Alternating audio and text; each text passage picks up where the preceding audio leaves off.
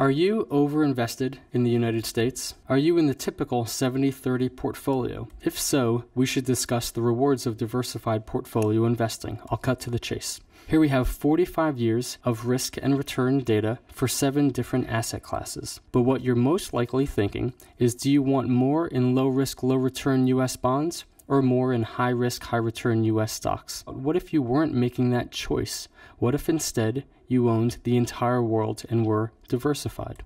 Well, that diversified portfolio would have defied the commonly held belief concerning risk and return. It would have had returns almost as high as US stocks, with the risk lower than the 10-year US government bond. Pretty startling. Here we show the numbers behind that graph. Average annual returns, that diversified portfolio had the second highest average annual return. Standard deviation, this is what Wall Street uses as a proxy for risk. Being diversified would have had the lowest risk. And here on the right, we show the Sharpe ratio, which is essentially the bang for the buck you got in terms of how much extra return did you get for each unit of risk you took. And when you combine high returns and low risk, you get off the charts Sharpe ratios. Here we show the 5 worst calendar years out of the last 45 years. So let's start on the left with US stocks. What was the worst calendar year out of the last 45 years? 2008, down 36%. But of course, there was also a down 25, a down 21, a down 14, a down 11. And although this chart doesn't show it, there was a down 9, a down 4, etc.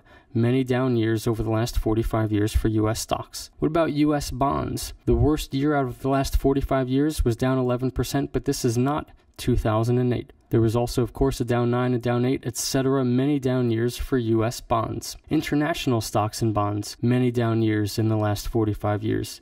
Real estate, gold, and commodities, many down years in the last 45 years. How about all the way on the right, the diversified portfolio would have only had 4 losing years out of 45 years. Here is absolutely the best thing we can show you, rolling 10-year data points. We've shown you a 45-year data set, which is likely too long for most investors, and we've shown you individual calendar year returns, which are much likely too short. But here we show rolling 10-year data periods. The first one starts at 1970 and goes to 1979. The second one starts at 1971 and goes through 1980. There was, of course, a 10-year data period starting in 1983, going to 1992, etc. There are 36 rolling 10-year data points here.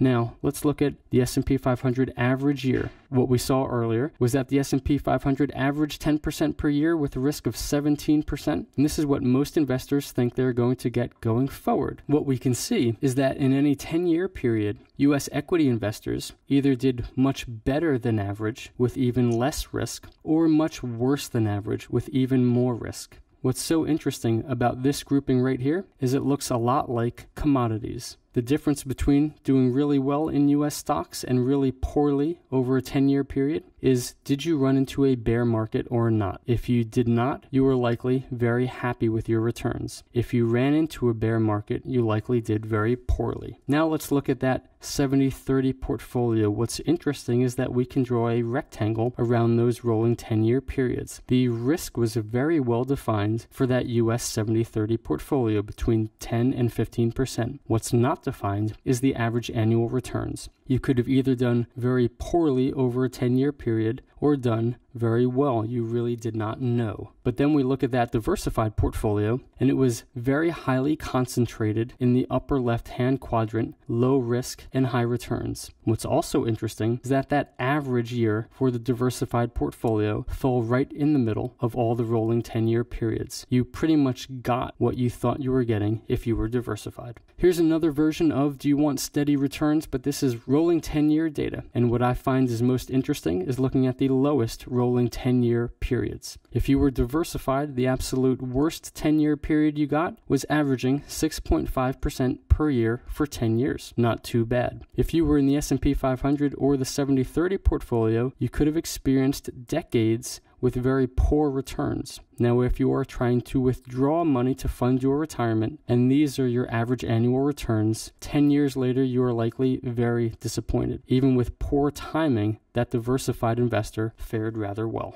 Here's the final slide, and this is where we take out our crystal ball and show you risk-return data for the next 45 years from 2015 to 2060. Unfortunately, I'm joking, we do not have a crystal ball, as all the return data, all the risk data, and all the asset class data are unknown. What we mean by this chart is that going forward, we think there will be things in the world to invest in that have higher risk, higher return, and things which have lower risk, lower return. Unfortunately, we don't know what those things are, what the returns will be, or what the risks will be. But based on history, we believe that if we sensibly diversify, we can have a higher return than most things and a lower risk than most things. Our lawyers hope that you are good at speed reading. Please do reach out to us for more information.